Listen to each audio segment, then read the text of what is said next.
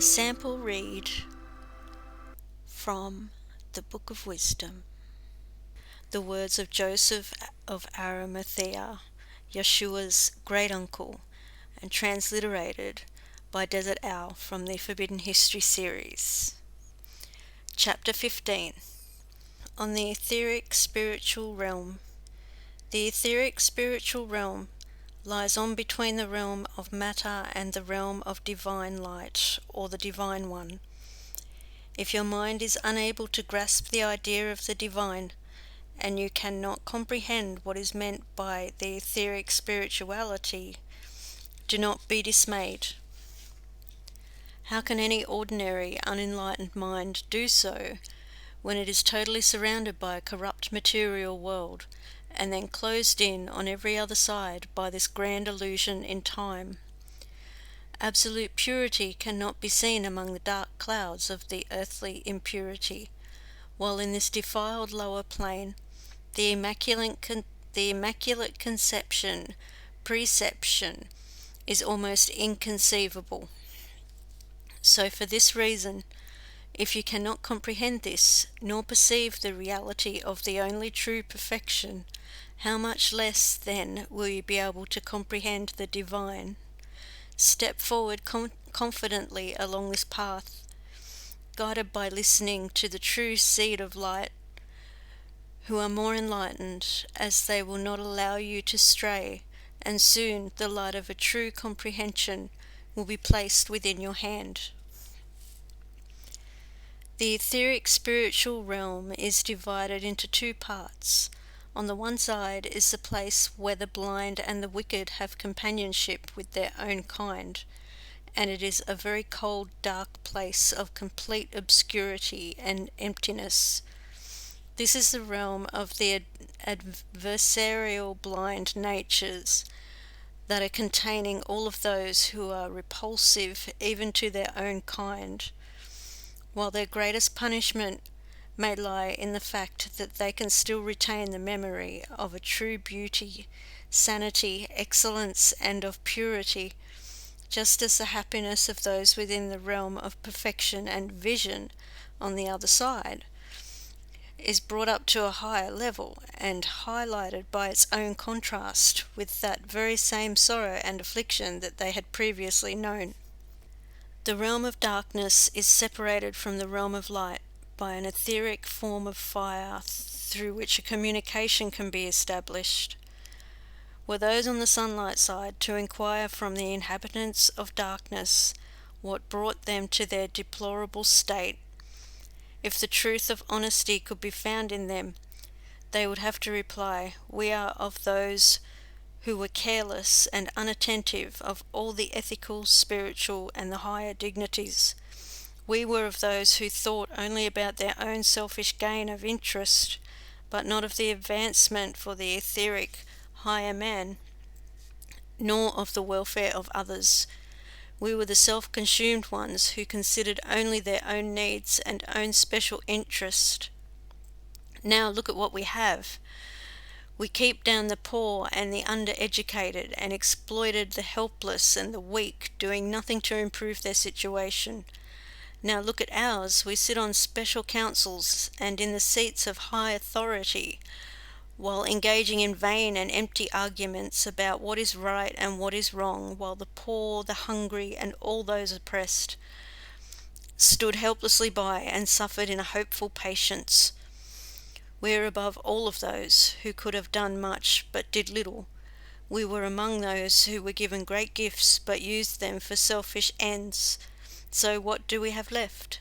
We obtained the finest houses and surrounded ourselves with all kinds of things to give us our ease and comfort, but now we are comfortless. We sought out the places of pleasure and closed our eyes to the sorrows and the sufferings of this world. We laughed out at those who sought to teach us about the true spirituality, while we took a basic and easier view of right and wrong. There is no laughter here anymore. We doubted that there was any life beyond this one, and we could not comprehend any of those discussions about it.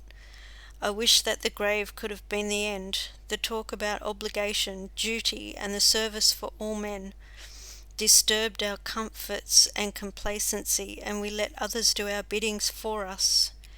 If we only could go back, it is only now, when we find ourselves in such a miserable existence, in the certainty of life after death, can we all realize our true error and suffer because of this.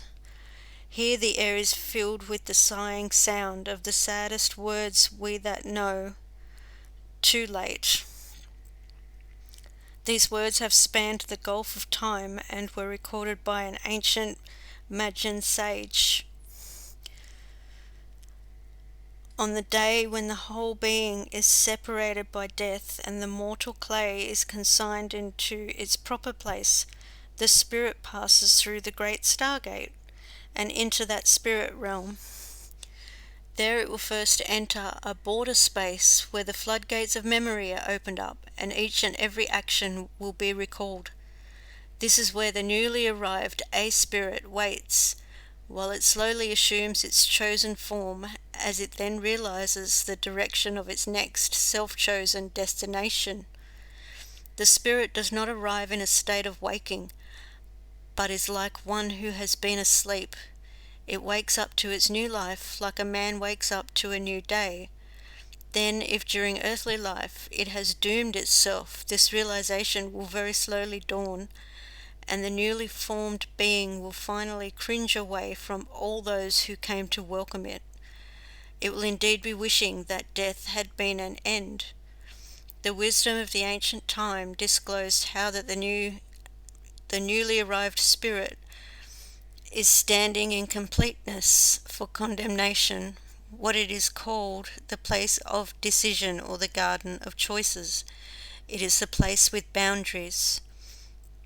If during time that spirit has beautified and dignified itself, it will slowly realize its own unfolding in that enlightenment and completely rejoice standing upright within that great light. It will gladly rise up to its welcome and advance fearlessly into the light of its compatible nature. Some who do not possess a full affinity with either the light or the darkness depart for the land of grey clouds and dark shadows, or the desolate wilderness of sin, towards which they are then impelled and led on by the attraction of the state that was most preferred. Within the spiritual realm there are places to suit the condition of every spirit entering it, and that is why the ancient books state, "The mansions of the spirit are without any number."